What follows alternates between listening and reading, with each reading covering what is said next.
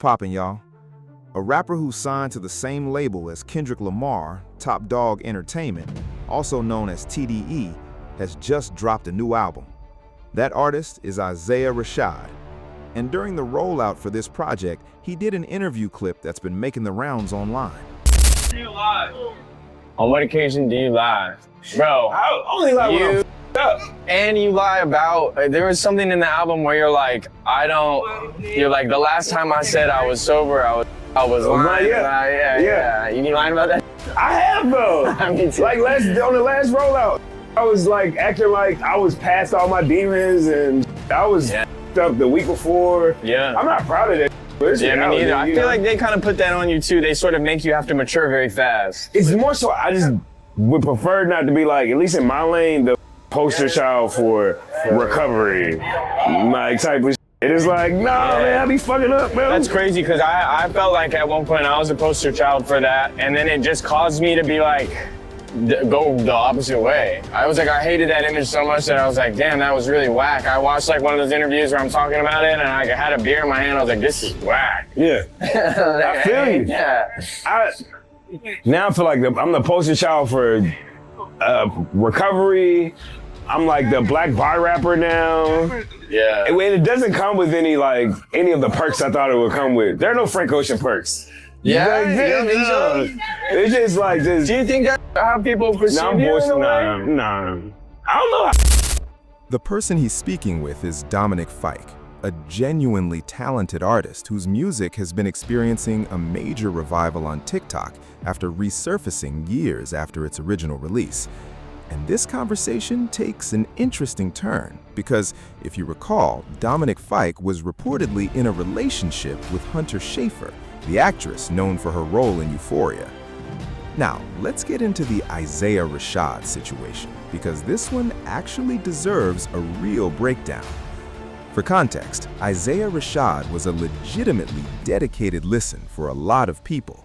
Sylvia Demo was a standout project, raw, sharp, and full of promise. The Sun's tirade built on that. The House is Burning came later, and while some drifted away from it, the point is, this was a respected artist with a loyal following. Not mainstream, but deeply appreciated. He's not the melodic sing-song type.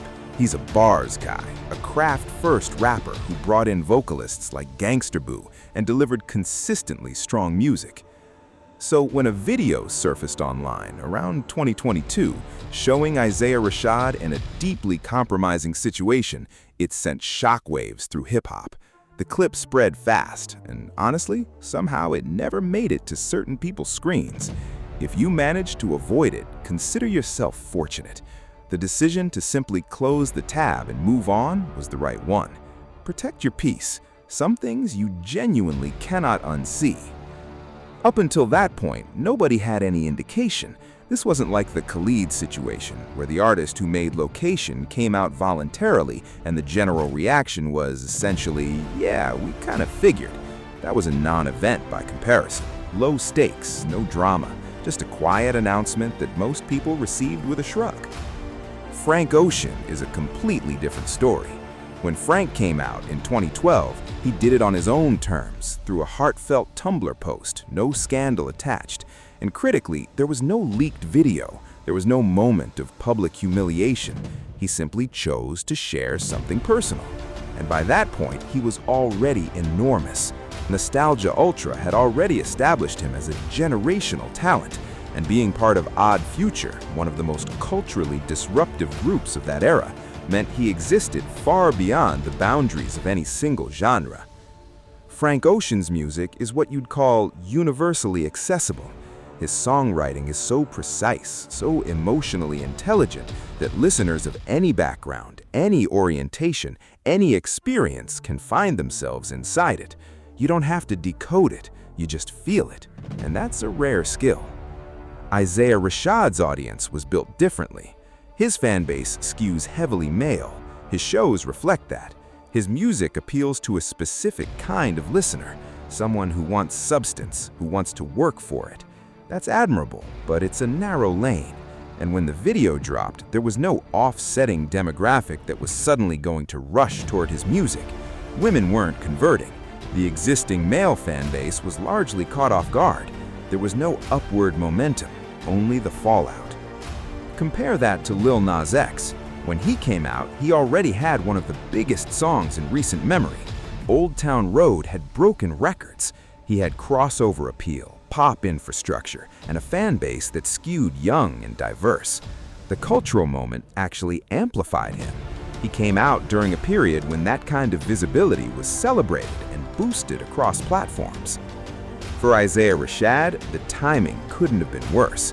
2022 was a year where the cultural pendulum was swinging hard in the other direction. Language and attitudes that had been pushed out of mainstream conversation were making a very loud comeback. The very community he was now publicly associated with was being targeted with increasing hostility. He caught a falling knife at the worst possible moment. And yet, his label kept him. TDE continued to support him. That says something real about how they view him as an artist, regardless of the commercial hit his profile took. Now, one thing Isaiah Rashad said that's worth revisiting. He mentioned in a Billboard interview that Kendrick Lamar once told him straight up, "Nobody's going to understand what you're saying. It's too complex. Stop writing in hieroglyphics." Isaiah admitted he initially took that as an insult and pushed back against it. But eventually, it clicked. He started writing towards accessibility without abandoning depth. And that's exactly the balance the best writers manage to strike. Drake dropping something like Iceman, anyone can enjoy it, no rap knowledge required. But layer it back and there are references in there that only a certain listener will catch. Like the Janice song, where most people just hear a track, but those who follow closely enough recognize it as a likely shot at Joe Budden, who once mentioned on his podcast that his white girl name would be Janice. Drake's been publicly at odds with Budden for years, so the connection isn't a stretch. That's the craft. You wrap the inside joke in packaging that anyone can appreciate, so listeners don't have to unwrap it, but the ones who do get an extra layer. That's how you keep a wide audience without talking down to your core fans. Kendrick Lamar himself is a masterclass in this. All Right, Humble, DNA. These are songs white audiences and casual listeners chant word for word, often without fully unpacking the layers underneath. And that's fine. The song works on both levels simultaneously. Isaiah Rashad is clearly working towards that balance now. Whether it translates into the kind of broad success that would fully rebuild his momentum, that's still an open question. But the awareness is there, and that's the first step.